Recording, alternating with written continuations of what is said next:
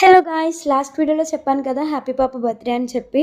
So celebration day కొంచెం voice అటు ఇటు ఉన్నా సరే అడ్జస్ట్ అయిపోండి, కొంచెం హెల్త్ బాగాలేదు.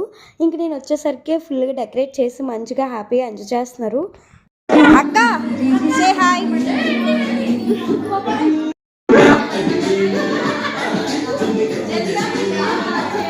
మా వాళ్ళందరూ చక్కగా ఏంజల్స్లా రెడీ అవి వచ్చి చక్కగా చిల్ అవుతున్నారనమాట. ఇంకా స్టార్టింగ్ సాంగ్స్ పెట్టుకొని ఒకటే డ్యాన్స్.